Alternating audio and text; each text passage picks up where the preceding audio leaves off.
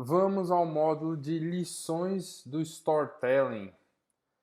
Meus objetivos com vocês nesse módulo são: vamos aprender a como montar histórias, a narrativa, o ato 1, o ato 2, o ato 3 do teatro, a gente vai trazer isso pra gente. Como encaixar esses atos no storytelling, como desenvolver um bom enredo e principalmente como focar a atenção do nosso público. O que exatamente é uma história? Em um nível bem fundamental, uma história expressa como e por que a vida muda. As histórias começam com o equilíbrio, então alguma coisa acontece ali, um evento que desequilibra tudo, e aí começa toda aquele enredo, clímax, enfim, qualquer filme aí que vocês pensarem tem isso. E aí, toda história tem um começo, um meio e um fim. E a gente pode recortar isso em ato 1, ato 2 e ato 3. O primeiro ato configura a história, introduz o personagem principal ou protagonista ou seus personagens de forma geral, seus relacionamentos e o mundo em que vivem.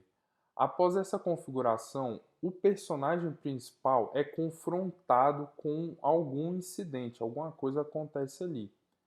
A tentativa de lidar com esse incidente normalmente leva a uma situação mais dramática. Isso é conhecido como o primeiro ponto da virada. O primeiro ponto da virada garante que a vida nunca será mais a mesma para o personagem principal e para os personagens em volta, e levanta a questão dramática da situação, formulada em termos do apelo à ação do personagem principal, ou seja, o personagem tem que fazer alguma coisa, e isso vai ser respondido no clímax da peça.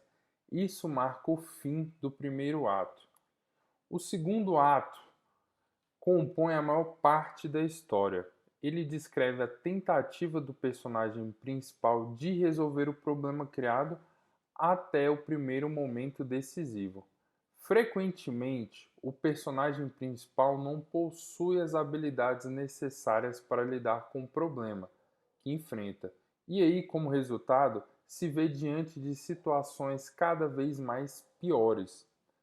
Isso é conhecido como o arco do personagem, onde o personagem principal passa por grandes mudanças em sua vida como resultado do que está acontecendo. Ele pode ter que aprender novas habilidades ou alcançar um maior senso de consciência de quem ele é ou do que é capaz para lidar com aquela situação. E por último, o último ato. O terceiro ato resolve a história e seus subenredos.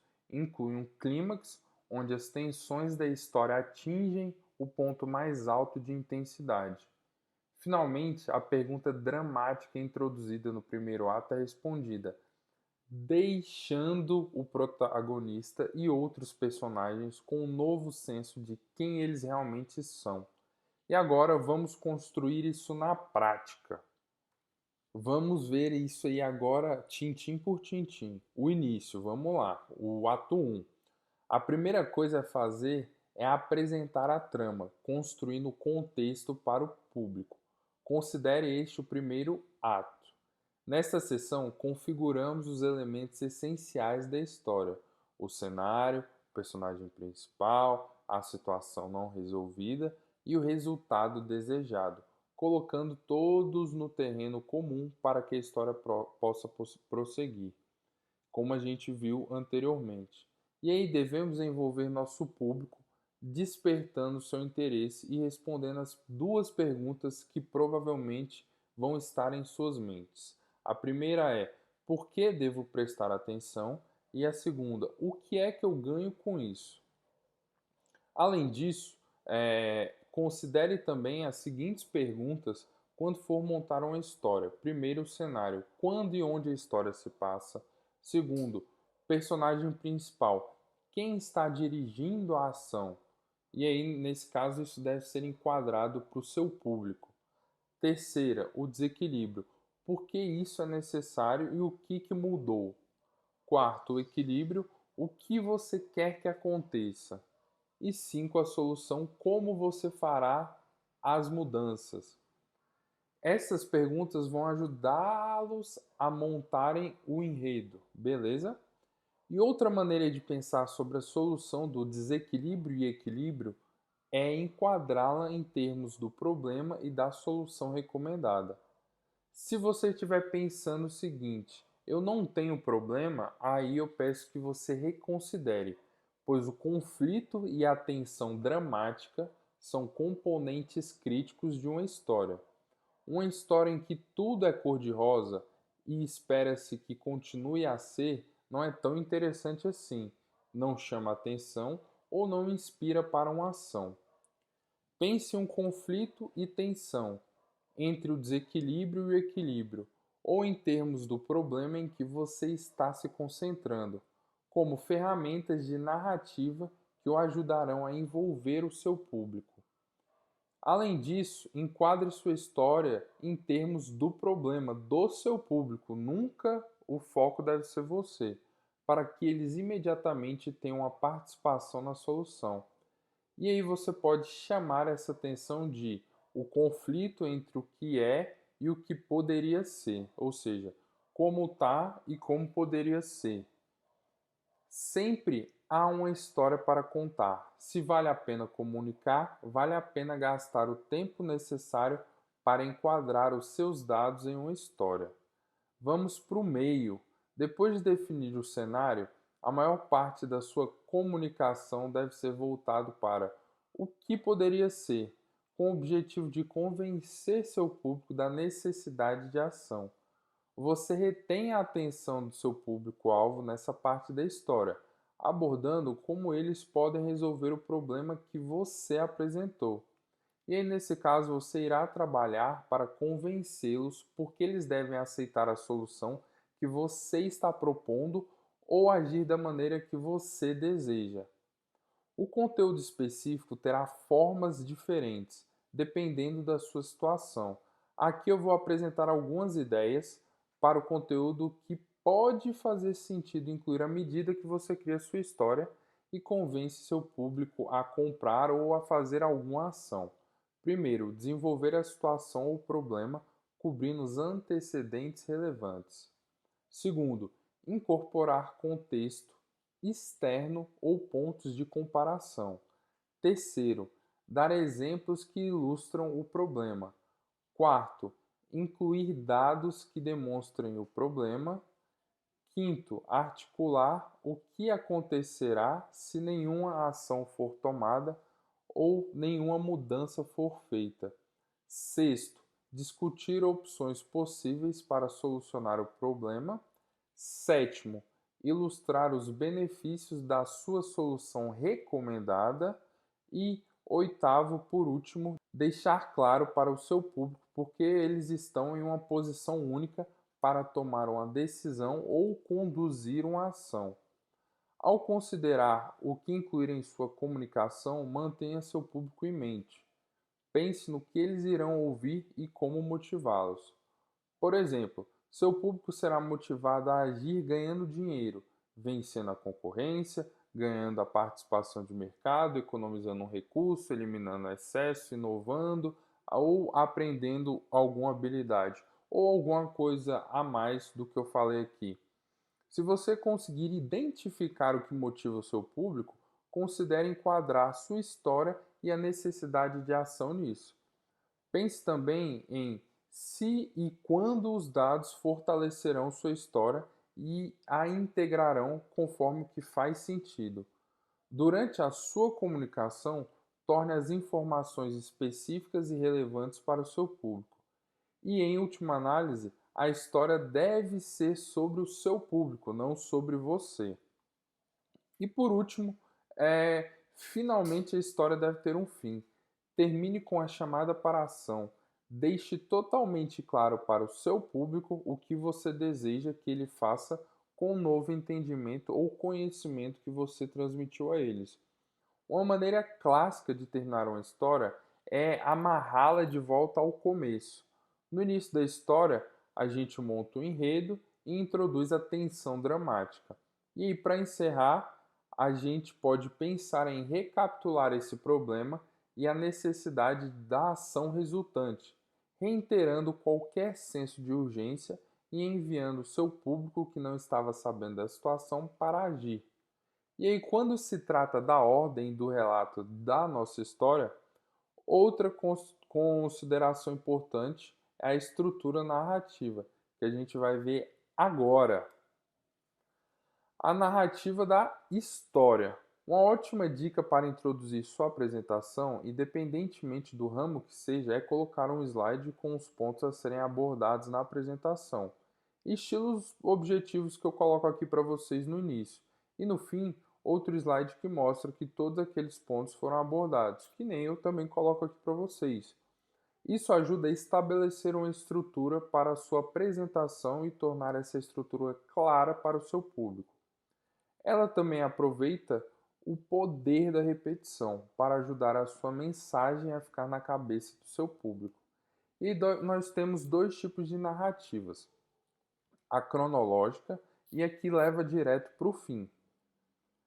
A narrativa é uma maneira de ordenar a história de forma natural, né? Que a gente já espera.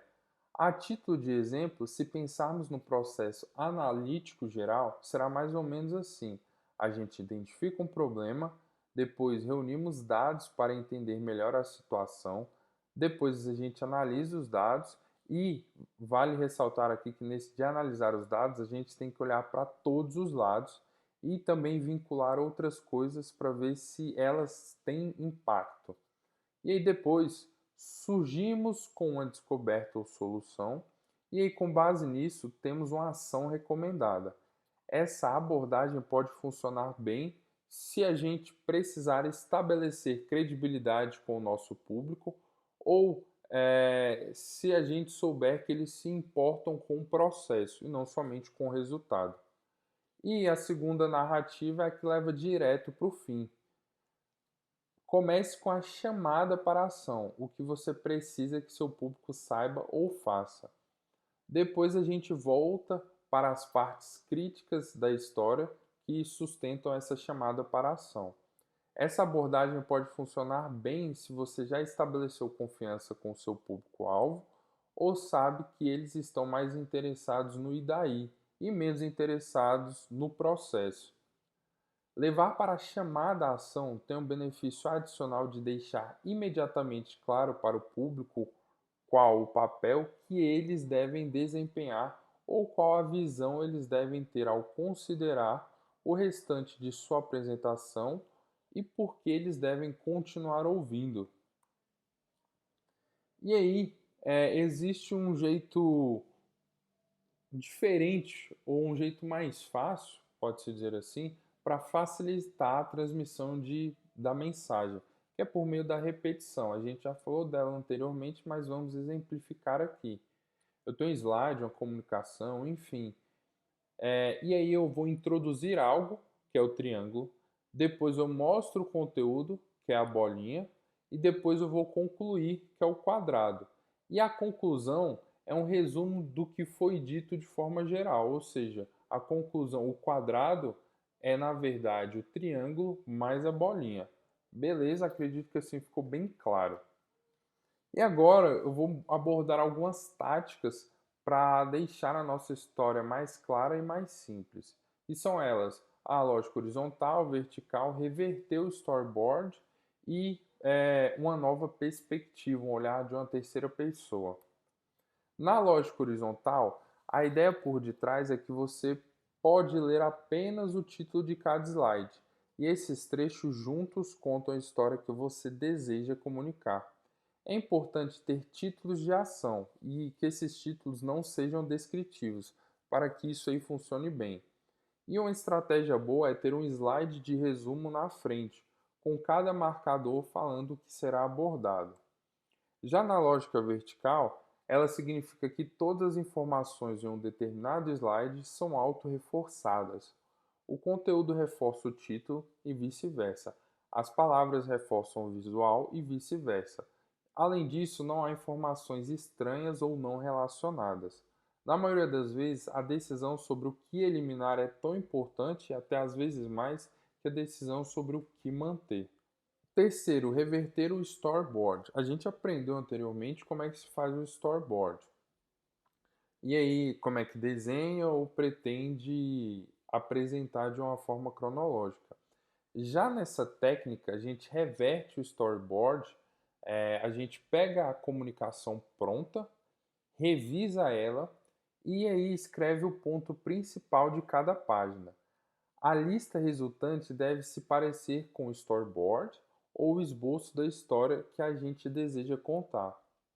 Caso contrário, isso aí nos ajuda a entender estruturalmente o que a gente pode adicionar, remover ou mover as peças para criar um fluxo e conseguir transmitir a história de uma maneira bem clara e bem simples. Aqui a gente consegue encontrar alguns erros na nossa história. E por último, uma nova perspectiva. Após a gente ter mostrado, ou perdão, ter montado a nossa apresentação ou desenhado ela, a gente entrega ela para um amigo, de preferência uma pessoa fora do contexto, pois isso aí ajuda a achar as falhas e também mimetiza a nossa audiência. A gente sabe o que a gente precisa melhorar ou não e como a gente está entregando aquilo para a nossa audiência. Peça para esse amigo para ele dizer para você o que ele prestou atenção, no que acha importante e onde tem perguntas a serem feitas. Isso ajudará você a entender se a comunicação que você criou está contando a história que você deseja contar, ou caso ele não enxergar isso, você saberá onde errou ou precisa ajustar. E aí, quando construímos histórias, devemos fazê-las com o começo, onde eu tenho o enredo, o meio, as reviravoltas, e o fim, que é o apelo para a ação. Conflito e tensão são essenciais para atrair e manter a atenção do nosso público. Outro componente central da história é a narrativa, que devemos considerar em termos de ordem, no caso cronológica ou levando para o fim. Podemos utilizar o poder da repetição para ajudar nossas histórias a entrarem na cabeça do nosso público. E além disso, as táticas que eu mostrei para vocês, como lógica horizontal, vertical e etc., podem ser empregadas para ajudar a garantir que nossas histórias apareçam claramente em nossas comunicações. O personagem principal de toda a história deve ser sempre o mesmo, o nosso público. É fazendo do nosso público protagonista que podemos garantir que a história seja sobre eles, não sobre nós. Ao tornar os dados que queremos mostrar relevantes para o nosso público, ele se torna um ponto crucial na nossa história. E aí a gente vai mostrar não os dados, só que ao invés disso a gente vai contar uma história com os dados. E aí, nesse caso, essa é a última lição a ser aprendida nesse curso. Com isso, acredito que vocês conseguiram se transformar enquanto comunicadores e aprenderem a como utilizar os dados de uma melhor maneira. E com isso tenham evoluído, igual o nosso querido Goku. Nos próximos módulos serão somente práticas. Então vou mostrar toda a montagem dos slides e as ideias por detrás disso, tá? Então, revisem suas anotações que o bicho vai pegar.